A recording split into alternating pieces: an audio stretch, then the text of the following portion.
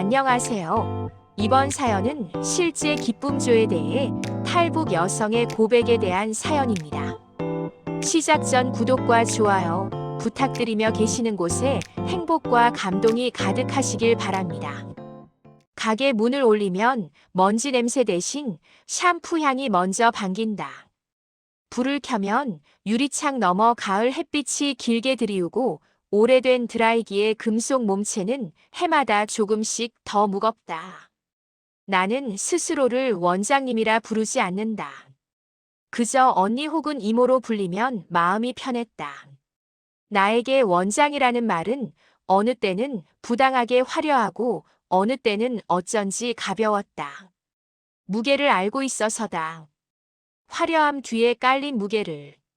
언니, TV에서 봤는데 진짜 그런 게 있어요. 그 기쁨조. 단골 손님이 아무렇지 않다는 듯 묻는 순간 내 손이 눈에 띄게 떨렸다.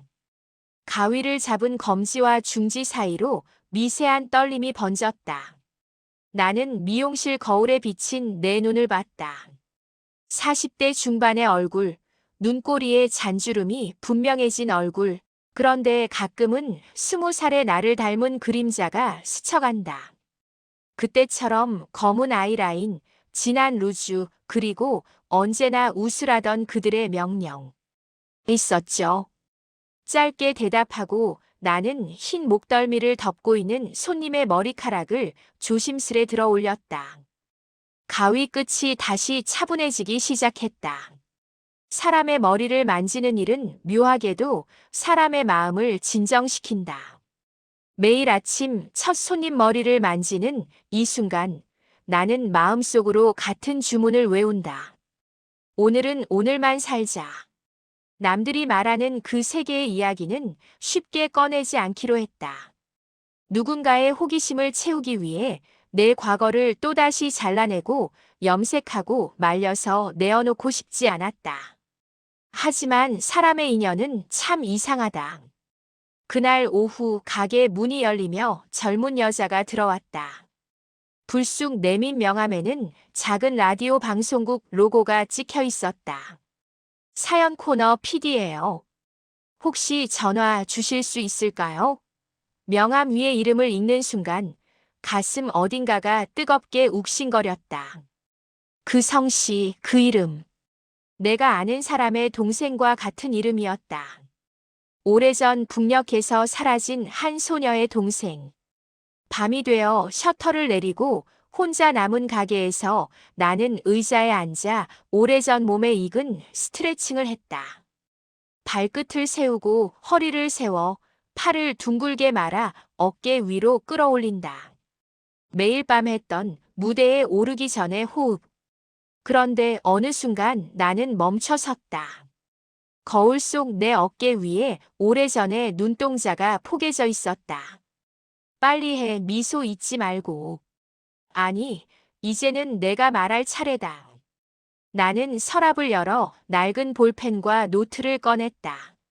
사연의 첫 문장을 적었다. 나는 북에서 웃음을 배우고 눈물을 감추는 법을 배웠다. 그러다 사람이 되어 나무로 내려왔다. 그리고 한 줄을 더 적었다. 기쁨조의 하루는 화려한 조명과 긴 어둠 사이에 있었다. 18배 나는 춤을 좋아했다.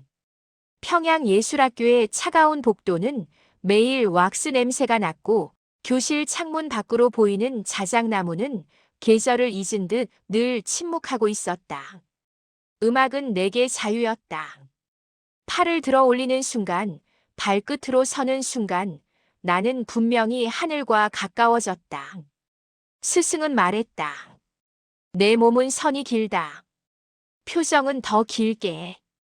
표정에도 선이 있다는 걸 그때는 몰랐다. 어느 날 검은 구두를 신은 사람들이 교실로 들어왔다.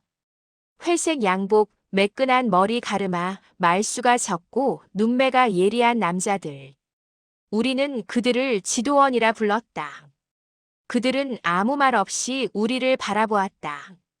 차례로 이름이 불리고 나는 모르는 방으로 들어가 몸무게와 키, 유연성과 반응 속도, 노래 음역을 차례로 측정당했다. 그리고 마지막이 표정이었다. 웃어보라. 나는 웃었다. 눈으로도 웃어보라. 나는 눈웃음을 지었다. 눈물 흘리는 표정 가능하나? 나는 눈가를 적셨다. 그들은 서로 고개를 끄덕였다. 며칠 뒤 통보가 내려왔다. 특별 무용단 발탁. 소녀들은 환호했고 일부는 질투의 눈빛을 숨기지 않았다. 나는 어머니의 손을 꼭 잡았다. 어머니는 내 손등을 쓰다듬으며 속삭였다. 높이 올라갈수록 바람이 세다. 허리를 곧게 펴고 눈을 맑게 해라. 아버지는 침묵했다. 밥상 위에 놓인 숟가락이 유난히 무거워 보였다. 나는 떨리는 마음으로 새로 맞춘 연습복을 접었다. 그날 밤 거울 앞에서 스스로에게 말했다. 나는 무대 위의 사람이 되는 거야. 훈련소의 첫날은 낯선 규칙의 나열이었다. 새벽 기상 몸무게와 체지방을 주 3회 기록, 식단표는 칼로리와 소금, 물 섭취량까지 적혀 있었다. 발레바에 몸을 걸고 다리를 올리면 지도원은 각도를 잰다. 더. 한치만 더 올라가면 허벅지가 타는 듯 했지만 나는 더 올렸다. 웃어. 나는 이를 드러내지 않는 미소를 지었다. 웃음 유지. 초침이 60을 돌아 한 바퀴를 채우도록 미소는 흔들리지 않아야 했다. 표정 근육이 뻐근해져도 미소. 우리는 노래도 배웠다. 밝은 노래, 장엄한 노래, 그들이 들려주면 기뻐할 법한 무수한 노래들. 가사에는 꽃이라는 단어가 자주 등장했고 행복과 영광도 많았다. 그러나 연습이 끝나고 침대에 누우면 내 몸은 거짓말을 하지 않았다. 종아리 뒤쪽이 퉁퉁 붓고 발가락은 물집이 잡혔다. 밤마다 나는 손수건에 바셀린을 발라 발꿈치를 감쌌다. 그리고 내게 스스로 말했다. 조만간 나는 진짜 무대에 선다. 첫 무대는 작은 연회였다. 그날 조명은 따뜻하지 않았다. 눈부셨다. 조명은 나를 보듬지 않고 내 미세한 떨림을 드러냈다. 우리는 치밀하게 계산된 동선대로 미끄러지듯 움직였다. 웃고 고개를 갸웃하고 손끝을 꽃잎처럼 부드럽게 떨었다. 박수 소리. 나는 그 소리를 들으며 더 오래 웃어야 한다고 배웠다. 박수는 사랑이 아니라 신호였다. 시작과 끝을 알려주는 신호. 공연이 끝난 뒤 우리는 대기실로 돌아왔다. 그리고 그때 처음으로 들은 표현. 국가의 꽃. 지도원은 우리에게 말했다. 너희는 나라의 얼굴이다. 작은 흠도 허락되지 않는다. 늘 빛나야 한다.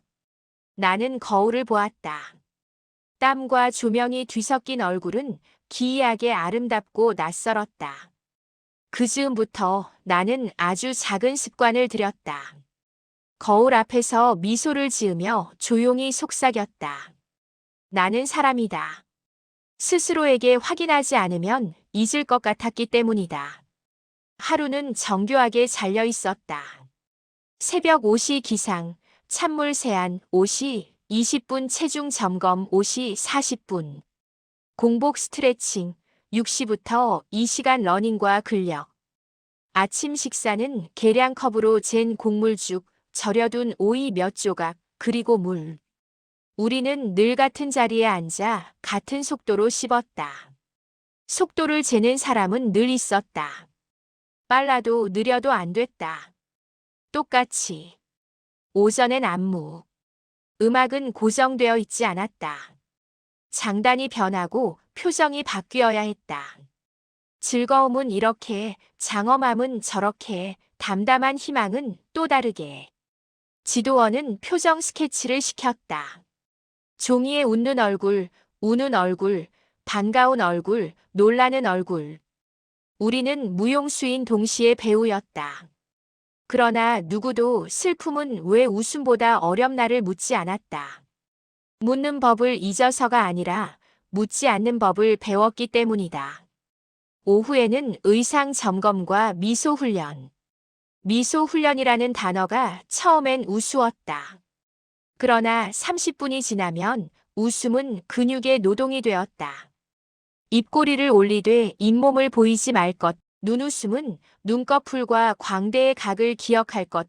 정면 응시 시간 15초 시선 흔들림 금지.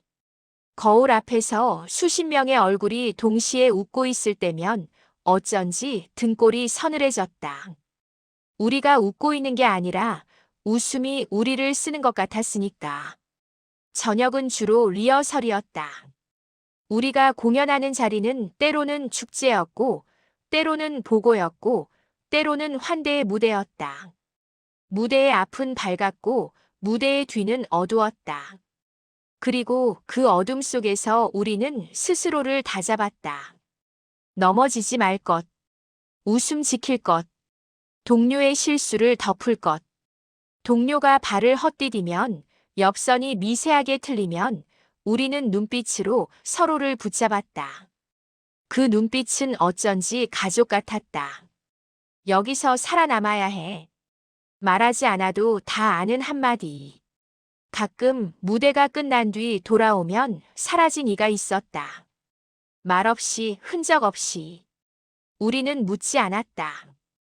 배우지 않았다. 다시 내일의 웃음을 준비했다. 그럴수록 내 손수건은 더 두꺼워졌다. 밤마다 나는 손수건을 뺨에 얹고 잡았다. 이 손수건은 내 울음의 저장 창고였다. 울음은 표정에 남으면 안 되니까. 내일의 웃음을 손상시키면 안 되니까. 그러나 일상은 완벽하지 않았다. 틈이 있었다. 아주 작은 틈.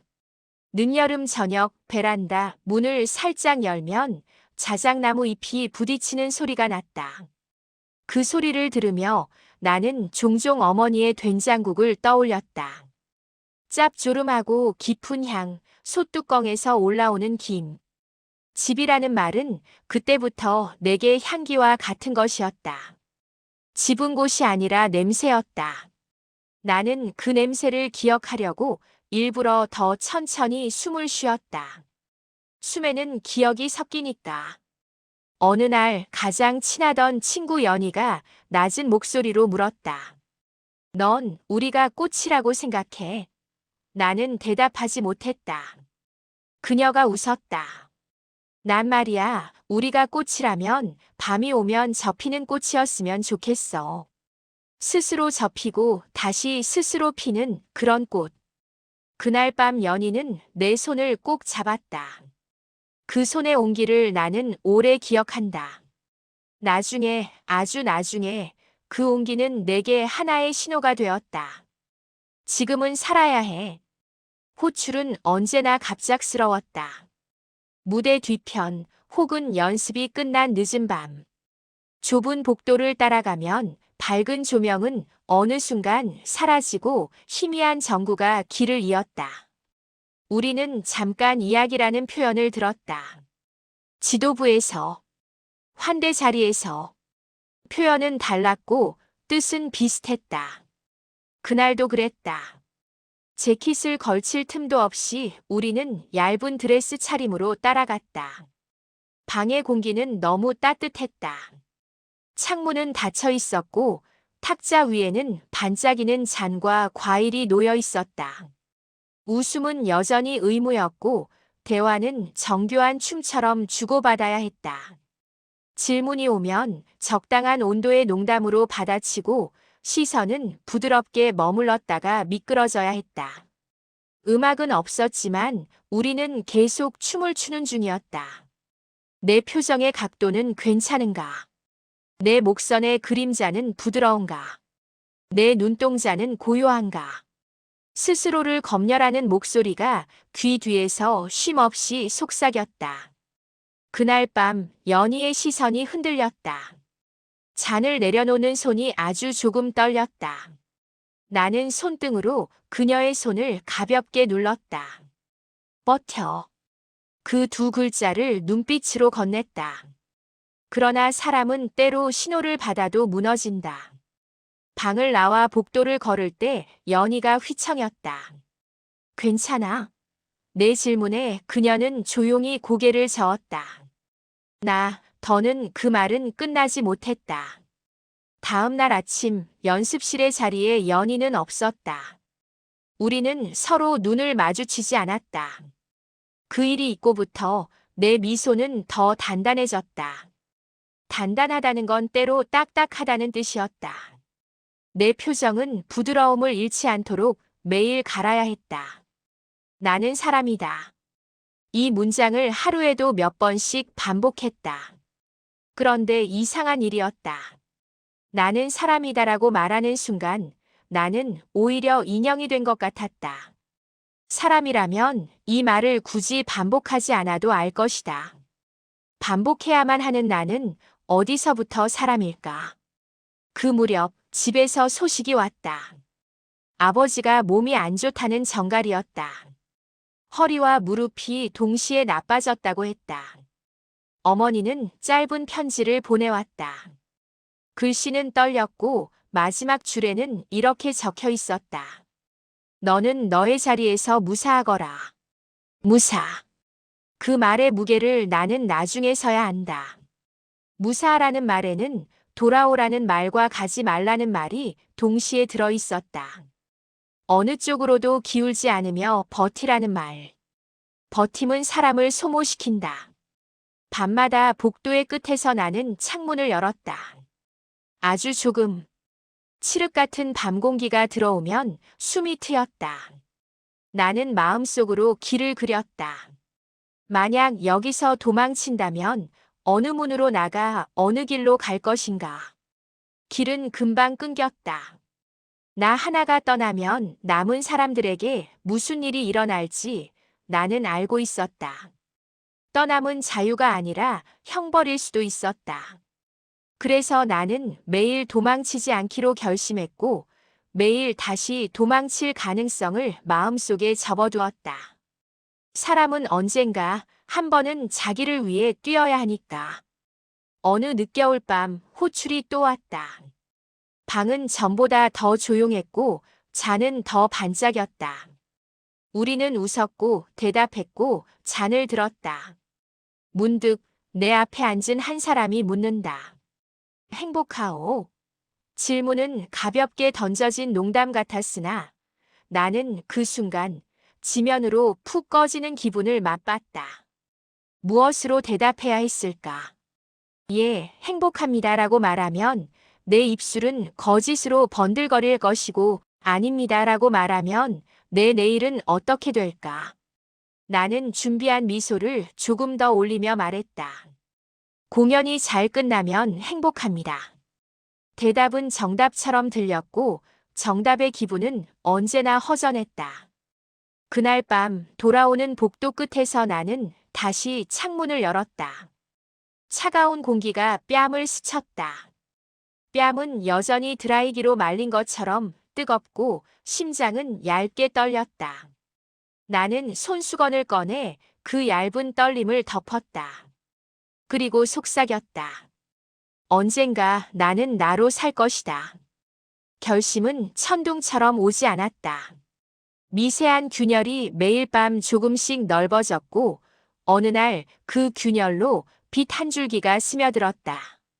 연희가 사라진 뒤 그녀의 침대 밑에서 작은 노트를 발견했다. 첫 장엔 그녀의 글씨로 세 문장이 적혀 있었다. 우리는 꽃이 아니다. 우린 뿌리가 있다.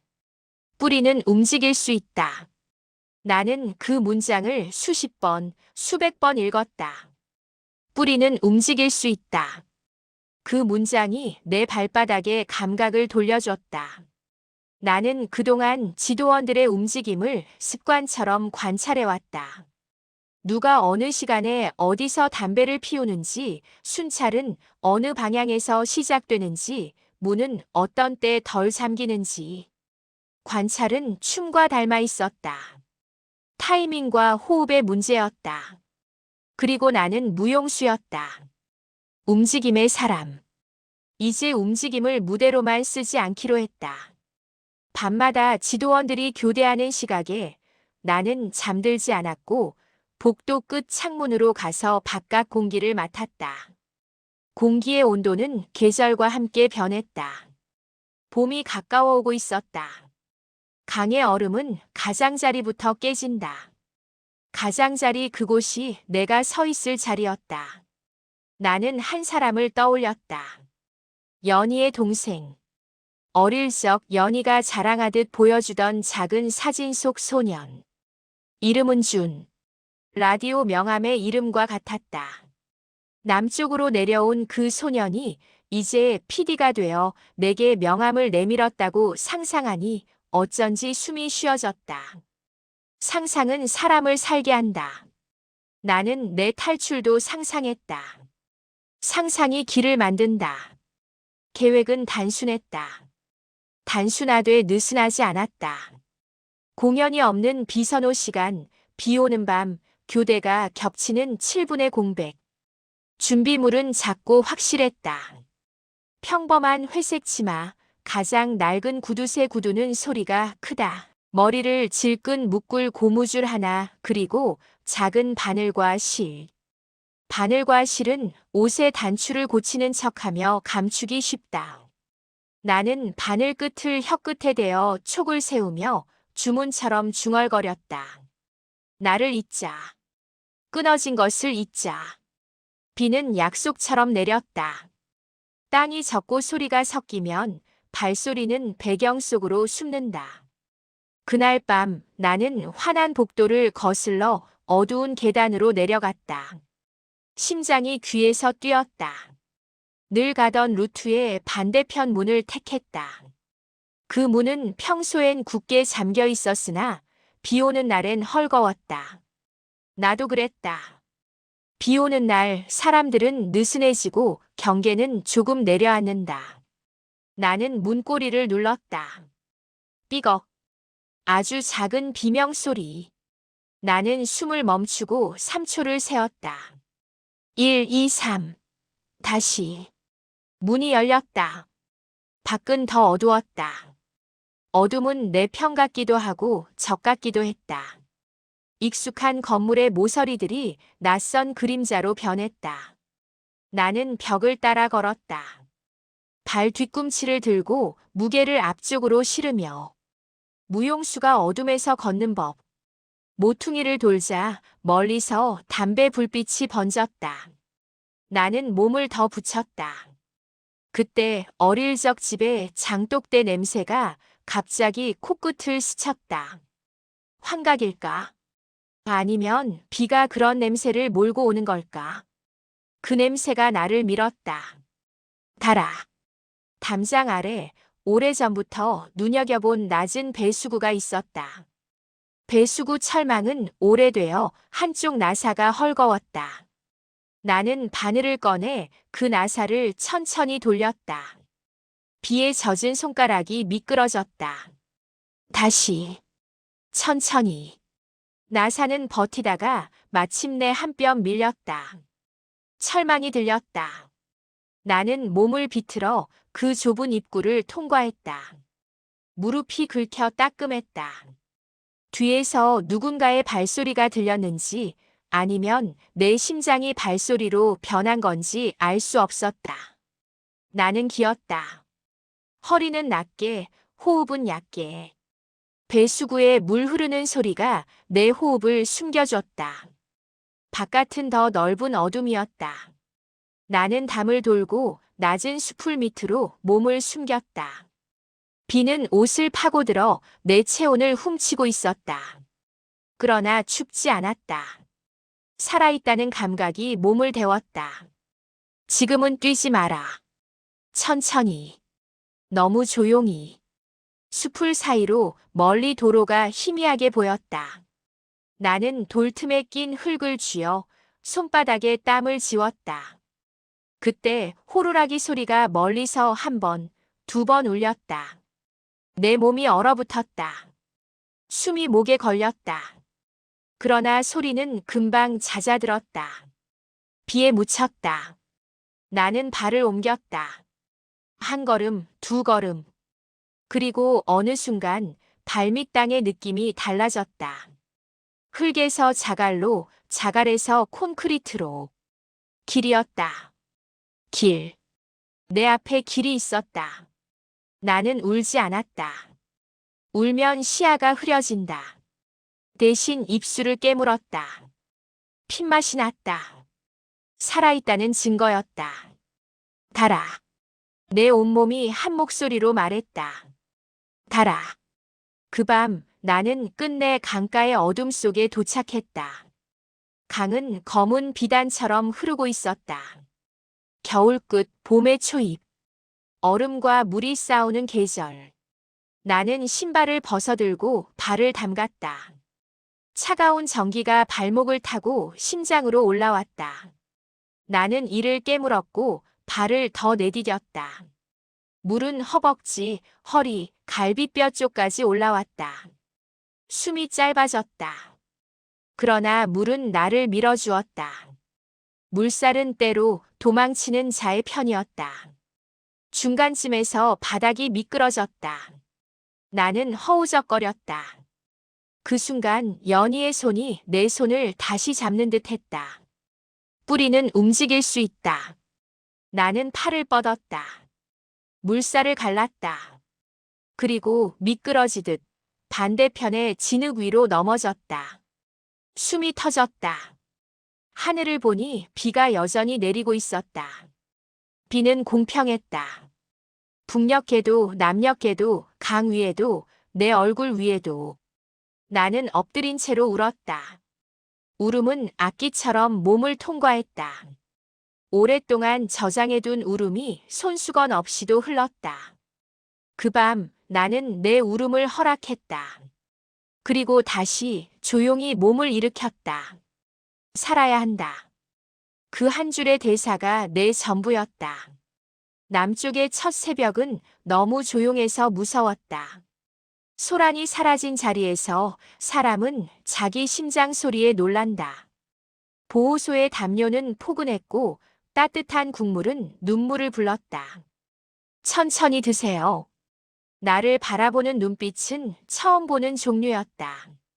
감시가 아니라 배려, 점검이 아니라 질문. 나는 처음 며칠 동안 거의 말을 하지 못했다.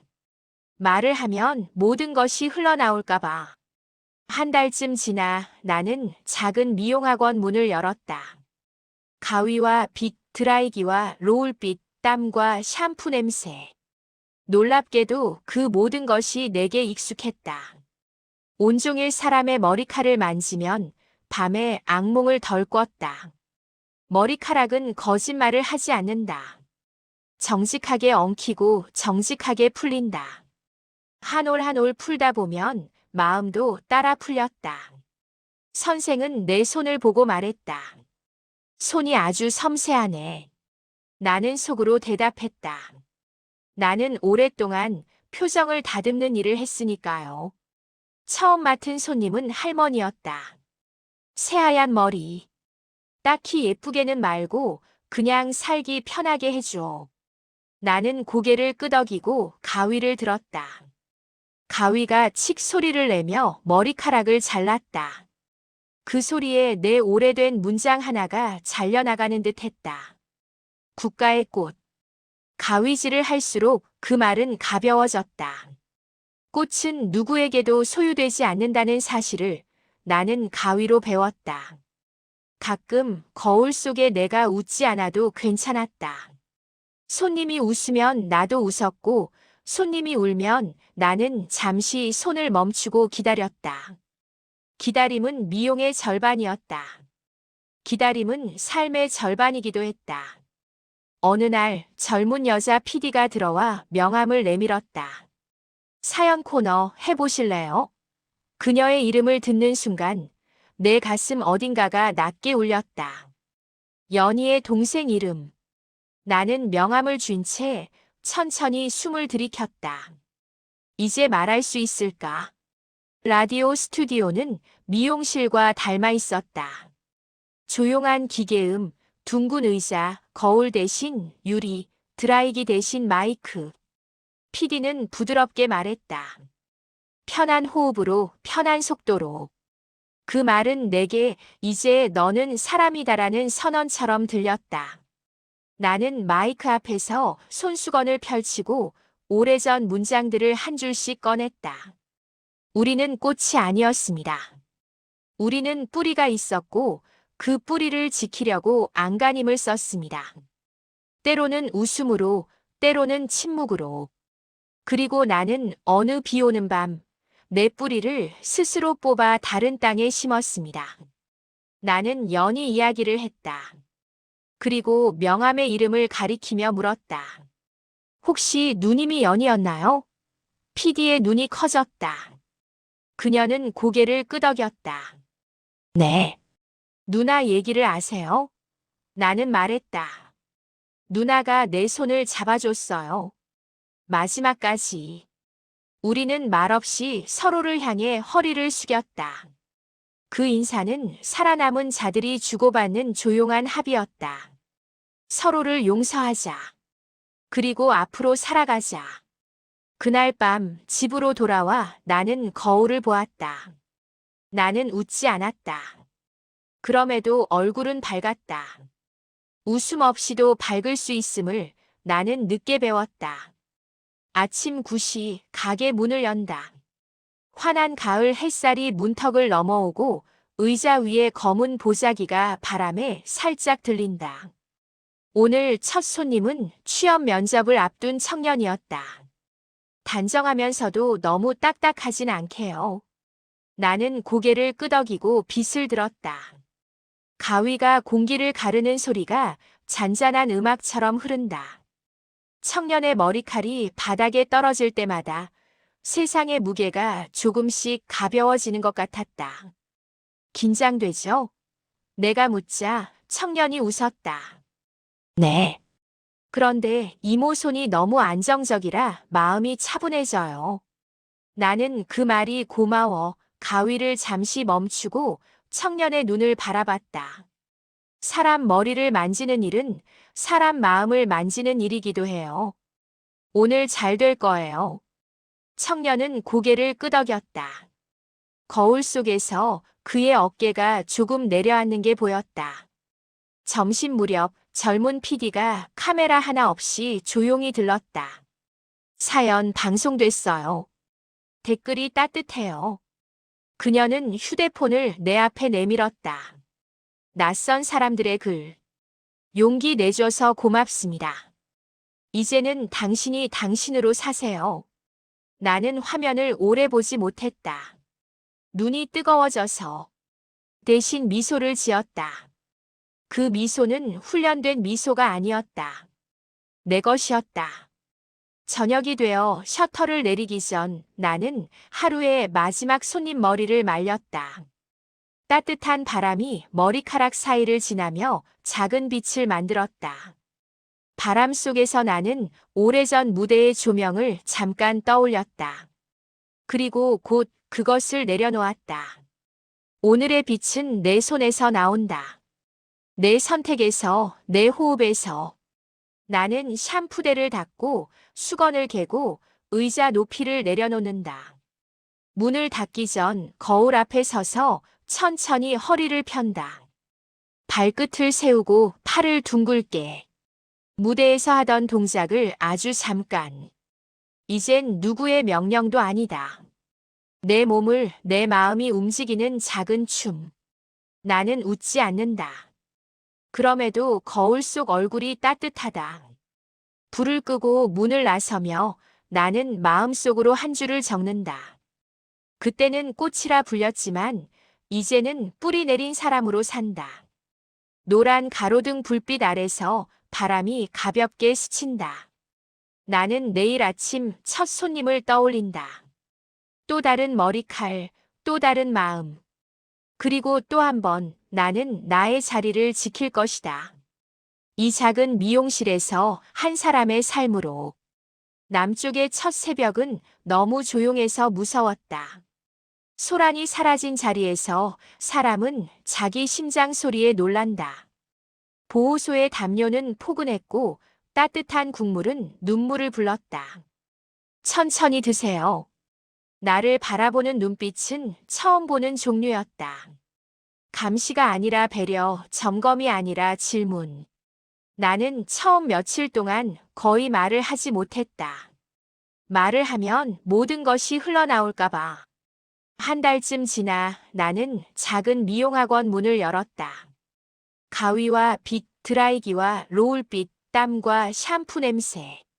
놀랍게도 그 모든 것이 내게 익숙했다. 온종일 사람의 머리칼을 만지면 밤에 악몽을 덜 꿨다. 머리카락은 거짓말을 하지 않는다. 정직하게 엉키고 정직하게 풀린다. 한 올 한 올 풀다 보면 마음도 따라 풀렸다. 선생은 내 손을 보고 말했다. 손이 아주 섬세하네. 나는 속으로 대답했다. 나는 오랫동안 표정을 다듬는 일을 했으니까요. 처음 맡은 손님은 할머니였다. 새하얀 머리. 딱히 예쁘게는 말고 그냥 살기 편하게 해줘. 나는 고개를 끄덕이고 가위를 들었다. 가위가 칙 소리를 내며 머리카락을 잘랐다. 그 소리에 내 오래된 문장 하나가 잘려나가는 듯 했다. 국가의 꽃. 가위질을 할수록 그 말은 가벼워졌다. 꽃은 누구에게도 소유되지 않는다는 사실을 나는 가위로 배웠다. 가끔 거울 속에 내가 웃지 않아도 괜찮았다. 손님이 웃으면 나도 웃었고, 손님이 울면 나는 잠시 손을 멈추고 기다렸다. 기다림은 미용의 절반이었다. 기다림은 삶의 절반이기도 했다. 어느 날 젊은 여자 PD가 들어와 명함을 내밀었다. 사연 코너 해보실래요? 그녀의 이름을 듣는 순간 내 가슴 어딘가가 낮게 울렸다. 연희의 동생 이름. 나는 명함을 쥔 채 천천히 숨을 들이켰다. 이제 말할 수 있을까? 라디오 스튜디오는 미용실과 닮아 있었다. 조용한 기계음, 둥근 의자, 거울 대신 유리, 드라이기 대신 마이크. PD는 부드럽게 말했다. 편한 호흡으로, 편한 속도로. 그 말은 내게 이제 너는 사람이다라는 선언처럼 들렸다. 나는 마이크 앞에서 손수건을 펼치고 오래전 문장들을 한 줄씩 꺼냈다. 우리는 꽃이 아니었습니다. 우리는 뿌리가 있었고 그 뿌리를 지키려고 안간힘을 썼습니다. 때로는 웃음으로, 때로는 침묵으로. 그리고 나는 어느 비 오는 밤, 내 뿌리를 스스로 뽑아 다른 땅에 심었습니다. 나는 연희 이야기를 했다. 그리고 명함의 이름을 가리키며 물었다. 혹시 누님이 연희였나요? PD의 눈이 커졌다. 그녀는 고개를 끄덕였다. 네. 누나 얘기를 아세요? 나는 말했다. 누나가 내 손을 잡아줬어요. 마지막까지. 우리는 말없이 서로를 향해 허리를 숙였다. 그 인사는 살아남은 자들이 주고받는 조용한 합의였다. 서로를 용서하자. 그리고 앞으로 살아가자. 그날 밤 집으로 돌아와 나는 거울을 보았다. 나는 웃지 않았다. 그럼에도 얼굴은 밝았다. 웃음 없이도 밝을 수 있음을 나는 늦게 배웠다. 아침 9시 가게 문을 연다. 환한 가을 햇살이 문턱을 넘어오고 의자 위에 검은 보자기가 바람에 살짝 들린다. 오늘 첫 손님은 취업 면접을 앞둔 청년이었다. 단정하면서도 너무 딱딱하진 않게요. 나는 고개를 끄덕이고 빗을 들었다.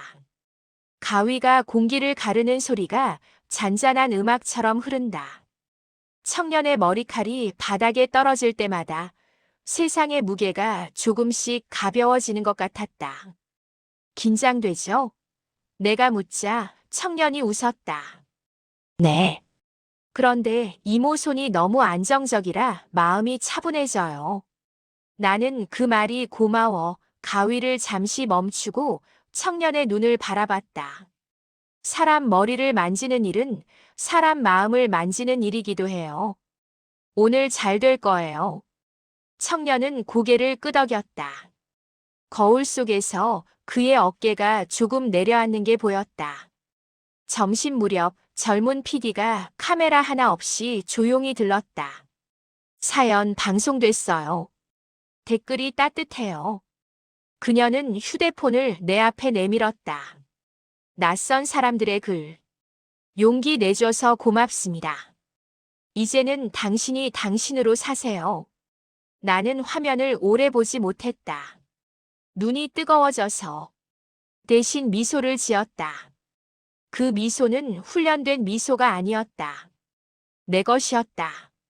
저녁이 되어 셔터를 내리기 전 나는 하루의 마지막 손님 머리를 말렸다. 따뜻한 바람이 머리카락 사이를 지나며 작은 빛을 만들었다. 바람 속에서 나는 오래전 무대의 조명을 잠깐 떠올렸다. 그리고 곧 그것을 내려놓았다. 오늘의 빛은 내 손에서 나온다. 내 선택에서, 내 호흡에서. 나는 샴푸대를 닫고 수건을 개고 의자 높이를 내려놓는다. 문을 닫기 전 거울 앞에 서서 천천히 허리를 편다. 발끝을 세우고 팔을 둥글게. 무대에서 하던 동작을 아주 잠깐. 이젠 누구의 명령도 아니다. 내 몸을, 내 마음이 움직이는 작은 춤. 나는 웃지 않는다. 그럼에도 거울 속 얼굴이 따뜻하다. 불을 끄고 문을 나서며 나는 마음속으로 한 줄을 적는다. 그때는 꽃이라 불렸지만 이제는 뿌리 내린 사람으로 산다. 노란 가로등 불빛 아래서 바람이 가볍게 스친다. 나는 내일 아침 첫 손님을 떠올린다. 또 다른 머리칼, 또 다른 마음. 그리고 또 한 번 나는 나의 자리를 지킬 것이다. 이 작은 미용실에서 한 사람의 삶으로